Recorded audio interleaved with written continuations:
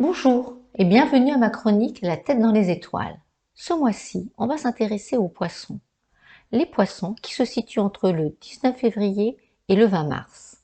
Les poissons, on ne dit pas un poisson, on dit les poissons en zodiaque. On a donc deux poissons, un avec la tête en haut et l'autre poisson qui a la tête en bas. Et ils sont reliés par un cordon. On peut dire des poissons qui sont parfois ici et à d'autres moments ailleurs dans leur imaginaire. Les poissons représentent tout ce qui est illimité, la fusion dans l'univers, les mystères cosmiques, ce qui est caché, secret. C'est aussi le signe le plus charitable du zodiaque. Signes d'eau, ils sont hypersensibles, ils sont à fleur de peau. Ils sont très sensibles aux ambiances dans lesquelles ils baignent. Ils ont d'ailleurs beaucoup de mal à mettre des mots sur leurs ressentis, sur leurs émotions, comme tous les signes d'eau. On dit des poissons qu'ils fuient. Ce qu'il faut comprendre, c'est que les poissons n'ont pas comme le cancer une carapace pour se protéger. Ils n'ont pas non plus comme le scorpion un dard pour se défendre. Alors les poissons, que font-ils? Eh bien leur seule solution, quand ils se sentent agressés dans une ambiance et qu'ils n'arrivent pas à mettre de mots sur leurs émotions, eh bien ils font un pas en arrière et ils prennent la sortie. C'est leur seule solution. Ils s'adaptent, mais jusqu'à un certain point. C'est probablement pour cela que ce signe est souvent incompris de son entourage. Ils agissent avec leurs émotions.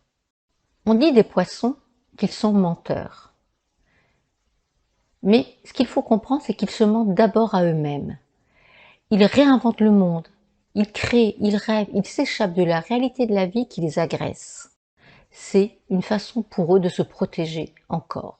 Et maintenant, pour ceux qui veulent participer, je vous propose de prendre, comme à l'habitude, un papier, un crayon et de tracer 3 colonnes. Une colonne point fort, une colonne point faible et une troisième colonne j'hésite. Dans cette première colonne point fort, on va trouver un poisson adaptable, réceptif, sensible, intuitif, charitable, affectueux, émotif et généreux. Alors que dans les points faibles, on va trouver un poisson qui va aller dans les illusions, dans le mensonge, dans l'hypersensibilité, dans le sacrifice, dans la fuite, dans l'instabilité, dans l'imprévisibilité. Vous aurez compris que le poisson, positif ou négatif, ne réagit pas de la même façon. Le poisson, quand il est dans son côté positif, il va avoir une imagination positive et il va être sensible aux valeurs humaines. Il est très créatif, il participe volontiers à une action collective. Alors que les poissons, dans leur côté négatif, vont se laisser envahir par leurs émotions, par leur hypersensibilité, par leurs illusions aussi. Et là, ça va être le chaos dans leur vie. Ils fuient et ne prennent pas leurs responsabilités. Ils vivent dans le mensonge. Vous aurez compris, surtout pas de systématique. Comme chaque être humain, on vit du positif, du négatif.